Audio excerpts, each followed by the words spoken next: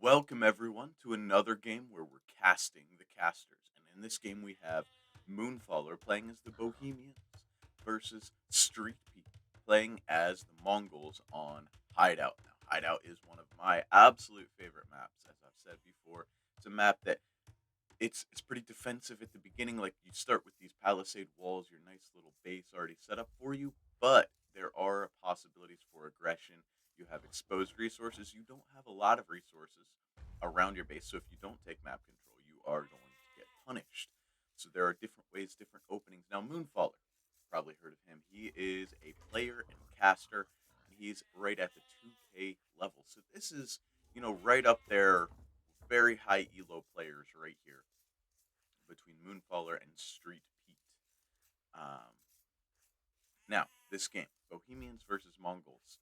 How would this develop? This is a very easy wall off, just here and here. So at some point, I would expect um, one player to be able to wall this off, either player to be able to wall this off and defend from that side. Again, over here, just very wow. This could be an incredibly defensive hideout game. There's a great possibility for that, as both players are just building up. Moonfaller pushing in some deer, Streetpete also pushing in deer as well. Now the Mongols get that really nice hunt bonus where all their hunt comes in much faster. Both players, same place in the game, doing the same type of thing. Streetpete already headed out to scout his opponent, see what the base layout looks like, and if there's a place that he can pressure. Moonfaller still pushing in the deer, just trying to get that as efficiently as possible, pushing in a deer, bringing in a boar at the same time. Let's see what happens here. This can be a little sketchy. Okay, Moonfaller. He does. Oh, that's beautiful. Just no doubts. Now he's just gonna go ahead and leave that 2 food on the table there, and the 62 food of that deer, that ibex, are just gonna rot away probably. That's all right. That's food that I like to place a mill on that personally, mostly because that's easier, not because it's better. I think it's better to bring them in, even if you lose a little bit of food that way. Now here, I think a mill placed on this side together of the deer might have been a easier solution with about the same effect. But we'll see what the Mongol player here, Street Pete, is looking to do. Could be that he wants an extremely fast uptime, in which case you want to get those deer in as fast as possible. But by the food that's up there, it doesn't really appear that that's on the cards as Street Heat. He's at 15 pop, the fastest you can realistically go up as even a Mongol player is 17, 18 pop. And that's for scouts often. And scouts, guess what? Scouts are completely out of the picture on Hideout. That is the sad part, but again, scouts are mostly out of the picture on Arabia these days anyway. So, what's the difference? Although I did play an epic Arabia game where it was just a wide open game, scout opening by both players, scouts and spears fighting, and I was not doing well. But we made it happen. Got the castlage, sold the stone, got the castlage, and made it happen. But in this game, let's talk about the civilizations. The Bohemians are a pretty new civilization. You might not be familiar with them. They have a lot of great things going for them. Their unique unit is the Hussite wagon. If you don't know the history of the Hussite wagon, look it up. It's super cool, historically accurate unit. As Street Pete is housed. That's a bad. Okay, okay. No house coming up. On the way up, Street Pete just goes ahead and clicks up. 20 pop up. So Street Pete is not looking to boom this out, getting the aggressive damage in as the Bohemians with chemistry available to them in Castlage can have some very strong crossbowmen. Can even make hand cannoneers in Castlage. Their Castlage unique unit, the Hussite wagon, has a fairly powerful cannon and then some very wimpy musket balls that it fires. Yes, a cannon and musket balls, and the thing is a tank. And really, the every sense of the word. Oh, I did not notice this. Wow. Okay. Moonfaller headed forward with the barracks. He wants to forward men at arms rush on Street Pete here. And Moonfaller Moonfaller. Mooney, you gotta... Okay, wall that villager in. Yep, yep. Nicely done by Moonfaller. He's gonna get this barracks up. He's gonna get his scout... Oh, he runs in. Just wants to check out what's going on inside of Streetpete's base. Get a good look at everything. Be annoying. As Moonfaller, he's dropping the barracks. See, this is really late. You want your barracks up and your 3 militia out when you reach the feudal age. That way you can... Oh, ooh, Streetpete. Move this over one. Move this over. Come on, buddy. Do it. Nope. I was going to say, he should just wall this barracks in. He could wall this barracks in before a single unit comes out, mostly. And by just placing an archer range against it. House there. House there. As Moonfaller, he's going to lose this villager. Right? Yeah. Loses that villager. And this is not going well for Moonfaller as he's forced to drop an archery range back at home. He wanted the forward pressure. Instead, Streetpete got the forward pressure in. Now, the Mongols, we're very familiar with the Mongols as a civilization. Fast hunt. The Mangudai unique unit are just a really strong unit. And these days, palisade walls are not that much protection. You can see this villager having to sprint over there to get that house down in time to block these men-at-arms who just simply reposition. And they're going to find another place to attack. And palisade gates are the biggest culprit with, 400 HP, but watch. If he attacks that gate, he does. Look at this. Just melting and a big stretch there. Hard to really protect yourself when somebody gets onto the gate. And Moonfaller is going to try repairing it. And, okay. Kind of holding steady around 250 hit points on that gate. Slowly moving up. He's going to try to get archers out. Go ahead and pop that archer out. I don't know why you're not popping that archer out to get the damage in. If you know why, let me know, because I don't know why in the world you wouldn't just pop this out and start shooting to get as much damage in as you can beforehand. This is not... Oh, interesting. I'm going to flank around the outside and try to catch Streetpete off guard, as it's going to be a little archer battle. Moonfaller has fletching. Streetpete does not have fletching. So Moonfaller has the advantage right now, as it's, 2 to 2 archers. Now, there are 3 men-at-arms here. The archers, they do well against men-at-arms, obviously. Oh, that was bad. What just happened there? Okay, go back. I want to see, because it looked like Moonfaller deleted this house, right? It's there. This house is still there, and Moonfaller deletes it for some reason. Oh, it was gone. They finished it off, and then rushing in, Moonfaller having to quick wall, forcing himself to quick wall. This is not, the situation you want on Hideout, as it's a very defensive, very open map. Moonfaller with now 30 seconds of idle PC time, and it continues to climb as he is housed. But chasing down these men-at-arms with his archers, just trying to kill those men-at-arms off. Fletching now on the way in for Streetpete. The military number 6 to 3. However, offensive versus defensive, and 3 of those. It's 3 to 3 on the archer numbers. Actually, 3 to 2 on the archer numbers. Okay, so Streetpete switching into some skirmishers to be aggressive here. Knowing that the skirmishers will take care of the archers pretty handily. And these men-at-arms, they're not going to stick around here. Okay, yep. Well played by Moonfaller. Just runs back into the town center, gets protection. To not lose this weak archer, 2 hit points. So that archer goes down if it gets, attacked. Moonfaller walled back up. Safe in his base once again. As just trying to bottle these men-at-arms up and get them killed off as soon as possible. And that's the end of the men-at-arms. Now Moonfaller with 2 archery ranges against Streetpete, coming forward with 1 archery range production against the 2 of Moonfaller, but a couple skirmishers out and the scout out. The scout's just scouting around, figuring out the map. If you look at the scouting for Streetpete, pretty good. If you look at the scouting for Moonfaller, pretty limited in comparison. So that's really a big part of the score difference as well. Villager numbers. Streetpete is 3 villagers up. So I would say Moonfaller, he had some idle time. Not sure why 3 villagers up, particularly, but had 45 seconds versus 15 seconds vital time. So that it has left Streetpete with two villager lead realistically, which makes sense. Um, as well as oh wow, Loom was not in for Moonfaller that whole time. Interesting. As let's see if Streetpete has Loom. Does not have Loom over here. Okay. So even with all that pressure, Moonfaller never felt the need to get Loom. Now Streetpete selling his way up to the castle age. Actually, Moonfaller is going to be ahead anyway, though.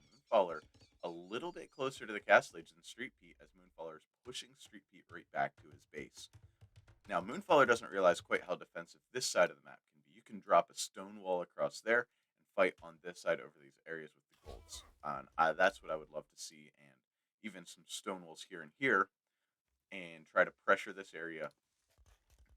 Both players want stone walls across, and to pressure, stone wall and pressure this area to keep this gold, or stone wall and pressure this area to keep this gold. If your Moonfaller come in this way, if your Streetpete go a loop a little farther on the outside, just to try to lock down this gold position, and this one locked down with the stone walls across there.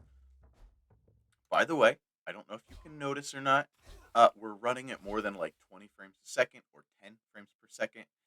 Um, yeah, I had my monitor plugged into the wrong spot, and I was really having issues with the capture age. Look at it; it just looks so much better and smoother now, as we can see the very pixelated bodies of these archers and skirmishers. Oh, Moonfaller, he's got two villagers forward. Is this intentional?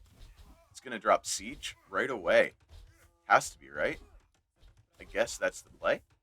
I don't know, but now using these villagers against the skirmishers of Streetpete, Moonfaller really taking a big advantage here and just barely ahead to Castle Age. The castle time's almost identical, about 6 or 7 seconds off. Two villagers forward. This has to be a siege forward to lock down map control as Moonfaller taking control. The KD in favor of Moonfaller, the Eco KD in favor of Streetpete. The villager numbers. Oh, I forgot about the villager forward that died. That was part of it. All right, Moonfaller already dropping the forward siege, getting crossbow, getting logged in. This is looking like a pretty good situation for Moonfaller. However, Streetpete, he knew what was coming. He was prepared. He'd been on stone, getting the castle for Mangadai production up, and I think this is what Moonfaller is trying to avoid with this pressure. It's not going to be in time. Those really strong Mangadai are coming out. University getting dropped. Now that university getting dropped for the purpose of chemistry in Castle Age. Chemistry and ballistics in Castle Age is going to be coming in, making these crossbowmen the strongest Castle Age crossbowmen in the game. Maybe, maybe not. It's between the Bohemians, the Britons, and the Ethiopians. You got range, you got firepower, and you got firing speed, and you got damage output with the different civilizations there. As the Bohemians, they have extra damage output with chemistry, which is on the way in now. You have the Britons. Now, chemistry does not add range, I do not believe, or does it? Let's see. Well, we'll see in a minute here. Right now, these crossbowmen have 5+2 range, so we'll see. I've always been under the impression that it doesn't, but now that I'm thinking about it, it may. I know that's a rather silly thing to not know the answer to, but oh, this is bad. Moonfaller doesn't realize there's a town center there, walks into it, dropping some crossbowmen. Mangadai production, 3 Mangadai on the field, none in queue, as Streetpete is really stressed by this pressure, obviously all over his woodlines, but the town center's walling that out. Now, these Mangadai will not be the least bit worried about a Mangonel. They can take a hit, no problem.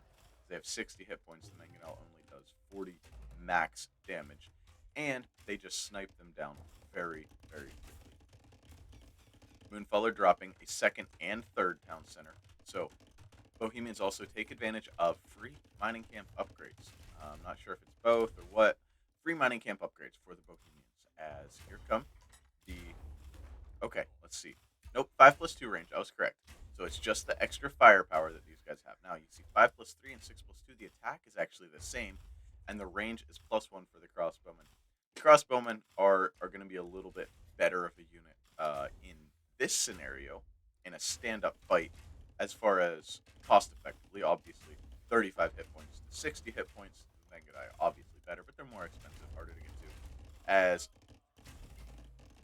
Streetpete comes in here, Mangonel, wow, it's incredible, man. What top level players do, what 2K players do with Crossbowman versus Mangonels, it's just really incredible.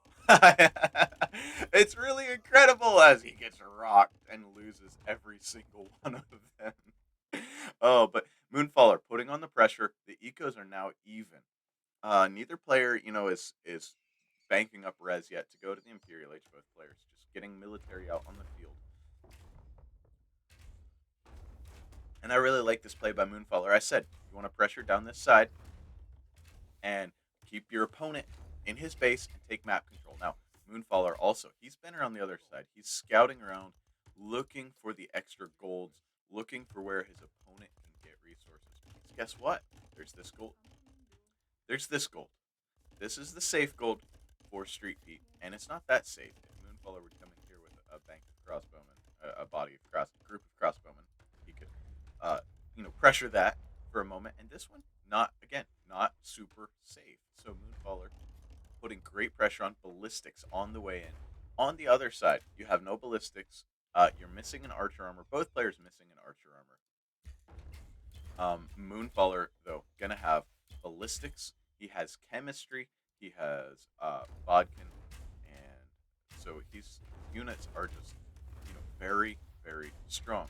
And look at this, great crossbowmen, and Bohemians are just a very good civilization in this game. These crossbowmen out here looking to understand the map. Let's see what Moonfaller has, discovered. He sees this stone. He does not see this stone just yet. You can see we do that. Does not see that stone yet. He knows about this gold, and he does not know about this gold, but he could probably assume if he thought about it for a minute.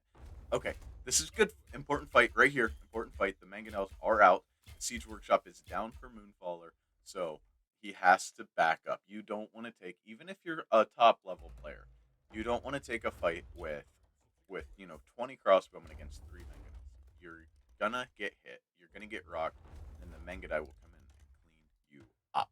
Moonfaller backing up to this choke point and really looking, so macroing away, thinking about relics, thinking about map control, thinking about Imperial Age by Moonfaller. Now, does Moonfaller, he's on stone, does he think about Hussite wagons? Now, Hussite wagons against Mangonai are a weird scenario where you have essentially an anti-archer siege unit, the Hussite wagon, with tons of hit points and damage reduction for the units that are behind it. So a Hussite wagon in front of crossbowmen means the crossbowman behind the Hussite wagon, 50% of incoming damage.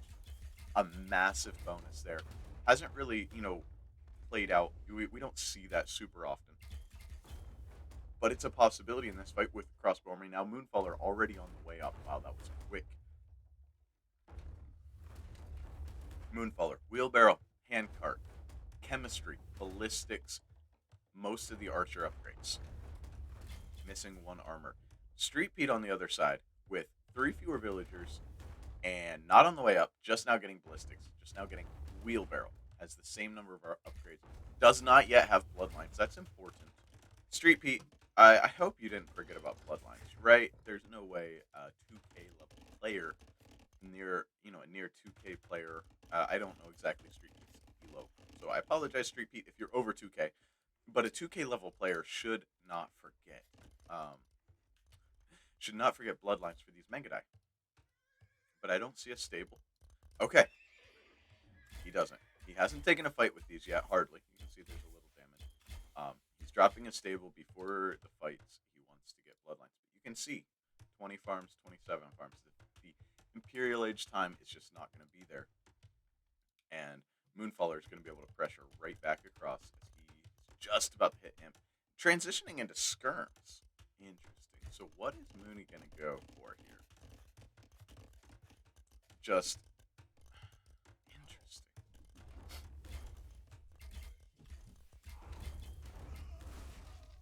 We don't see a castle yet, although That's on the way. A 1-for-1 trade there by Moonfaller. Yeah, still a 1-for-1. Moonfaller, he's got this army pinned, but he's got to dodge, dodge, dodge, dodge. Takes one out. He'll get the other one. Boom. Nicely done by Moonfaller.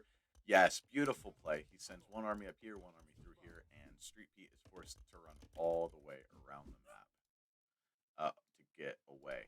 Yes, Moonfaller, okay, he's going for this forward castle to take that position back as he now has, just massive military control. But in the middle of that, Streetpete yoinked a relic right out of the fighting area, just getting that relic back to his base, protecting himself. But this is bad for Streetpete. This is not the situation you want to be in. As he goes into the 4th town center over here on the stone, trying to lock down these resources. See, town centers are a great way to lock down resources. And a castle over here. Nice. So this will be holding this area of the map. This line here will be held by Streetpete as Moonfaller pressures in. But like I said, this gold, the spare golds are in control. This is actually a little bit unfair. You can see the main golds for Moonfaller here and here, and the 2 of the spare golds, that's really nice for Moonfaller. And then here, the main golds here and here, just the same, but the spare golds between the players. So now, if Streetpete was here pressuring, this would be, on Moonfaller's or on Streetpete's side as well, but not likely. And these 3 Mengedai about to get cleared up. Trebuchet is on the way, so it's just crossbow. It's just crossbow, elite skirm, Trebuchet, as Moonfaller is going to find out the hard way that there's a castle already here. Hopefully. Okay, boom. And he backs away. Yes. So he's probably going to drop another castle right here. Well, yes, no, somewhere. Where is he going to put it?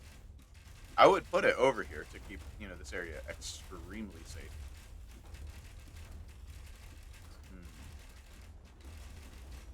This castle being trebbed down.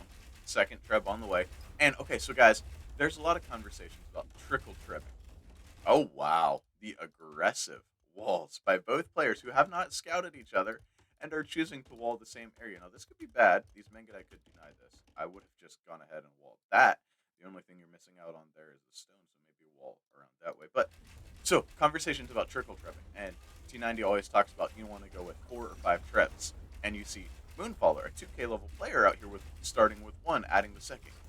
That is in situations, the 4 or 5 is in situations where you're not trebbing from beneath your own castle to the opponent's castle. When you're trebbing from beneath your own castle, you want to have your trebuchet out and firing as soon as possible. As soon as you get to him, you get a trebuchet out and you begin firing on the opponent. That's not the case when you are moving out across the map. Say if Moonfaller's castle is back here and he's trebbing from here, he wants to get 4 or 5 out before he shows up, because that'll do a lot more damage. That allows things to happen a lot more cleanly, and you aren't near as likely to lose a trebuchet that way. Whereas when you have your castles protecting, you start with 1. Ooh, Streetpete. He wants to go for Onager. We could see some juicy shots as Moonfaller has taken a nice lead in the military, 63 to 11. And Streetpete just getting pressured back. But I like this by Streetpete. He's not trying to fight this. There's a castle. Yeah, these trebs are wrecking his base. He can't fight them, so he's moving back. And this is a massive thing to learn. Don't take a fight if you're just guaranteed to lose it badly. You want to save your military, give up part of your town, move back, move your eco back, build buildings back, and keep making military farther back. Because he waited, now he has onagers. Onagers are pretty dramatic in the damage. Look at these. He gets 1 more shot off. Yeah, so 3 onagers out now. 2 onagers now. They're pushing Moonfaller right back, but the bombard cannons of the Bohemians. Now, Bohemians, you know about the Hoofniche. The Hoofniche are the strongest bombard cannons. Are we going to get to see Hoofniche, or is Streetpete just going to be dead first? This Moonfaller just pushing him right back, just ending this game, really. And, The delete trick, nope, does not work out. The bombard cannon, out here to snipe off these onagers. Moonfallers had the answer at every step of the way, showing you exactly how to play Hideout, how to take that map control, put the pressure on the opponent. He took the pressure in the feudal age. That the opening was a bit rough from him, but you see the bombard cannon micro and good game. Streetpete calls the game as Moonfaller just puts on a Bohemian clinic, showing the power of crossbowmen. So let's check the statistics here. Military stats. Street Pete actually had a better KD with those onager shots and mangonel shots throughout the game. Just a slightly better kill death ratio. That didn't matter. He'd lost his entire map. And building KD, yes, Street Pete killed 8 buildings, but Moonfaller 24 or 25. These discrepancies always confuse me a little bit. I don't know why they're there. Economy, Moonfaller with that nice Bohemian economy. Just they also have fervor and sanctity affecting the villagers. I believe both of those. The Bohemians, allowing them to have a really nice economy as the game goes on. Moonfaller with just the cleaner economy, able to get to imp faster with the food count technology, faster castle age time by 6 seconds, so essentially the same, but 5 minutes faster to Imperial Age allowed Moonfaller to just crush the game. And if you look at society stats, pretty even the whole way through. Street Pete resigned with essentially, with actually the same number of villagers, but it doesn't matter. Let's see this as a graph. Um, okay. Yeah, so we can see the military populations and how this went. Moonfaller just wrecking, absolutely wrecking Street Pete throughout this game and just population of military. That shows you. I like it this way. I don't. I don't. This just looks better to me. So you can see the society pretty even the whole way through the game, but the military Moonfall are able to get so many more units out there. Now, how fast are these players? This is interesting to me. And Street Pete, an average APM 54, Moonfaller 53. Moonfaller takes this game in another cast of casting the casters. Thanks for watching this game, everyone.